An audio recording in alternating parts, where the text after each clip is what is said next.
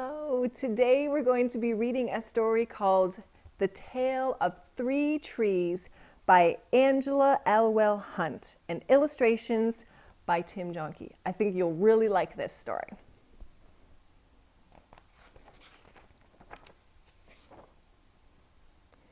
Once upon a mountaintop, three little trees stood and dreamed of what they wanted to become when they grew up.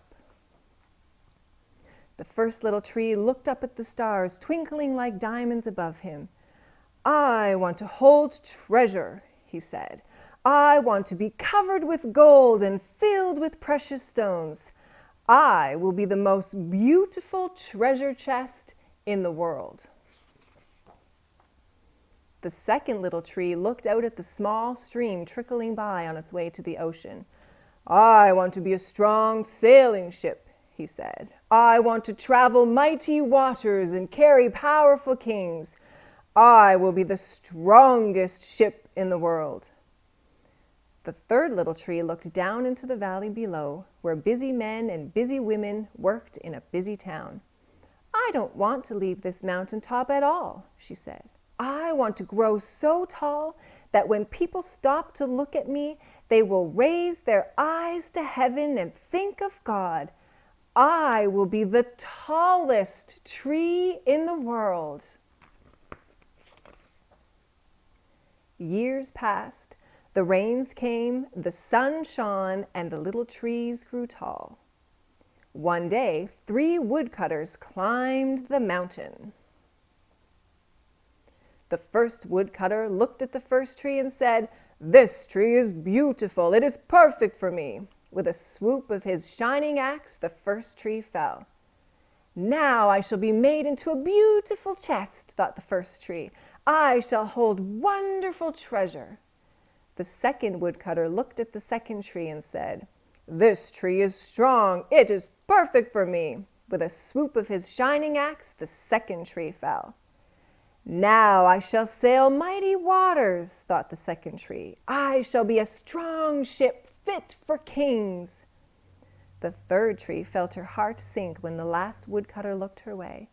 She stood straight and tall and pointed bravely to heaven. But the woodcutter never even looked up. "Any kind of tree will do for me," he muttered. With a swoop of his shining axe, the third tree fell. The first tree rejoiced when the woodcutter brought him to a carpenter's shop. But the busy carpenter was not thinking about treasure chests. Instead, his work-worn hands fashioned the tree into a feed box for animals. The once beautiful tree was not covered with gold or filled with treasure.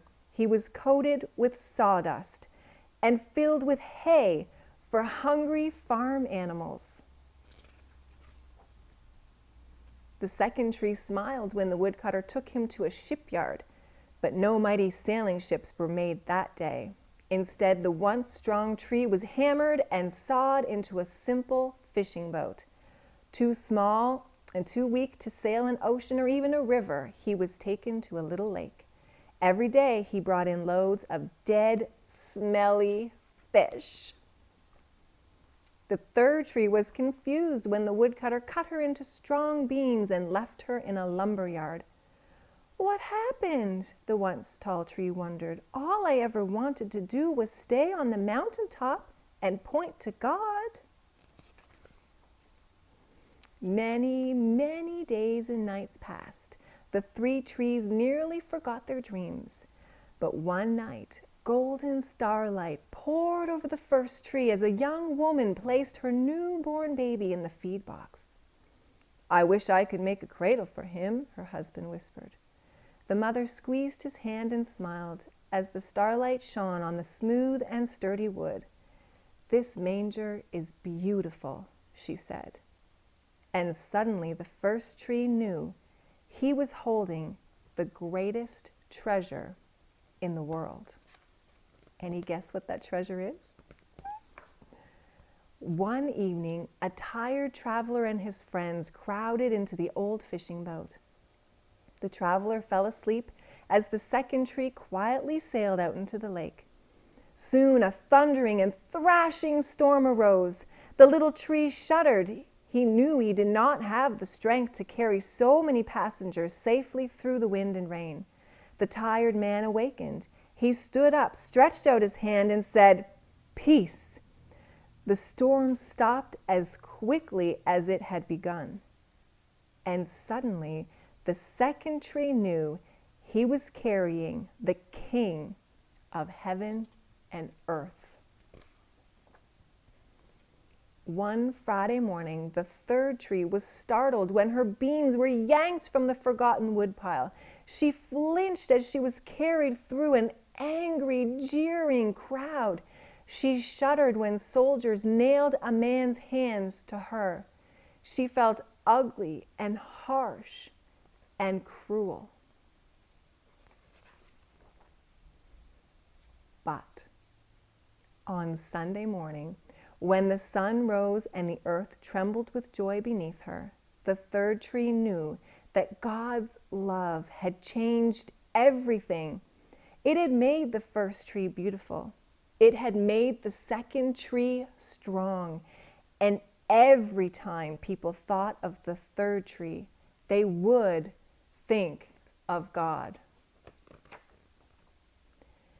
That was better than being the tallest tree in the world. Isn't that a neat story?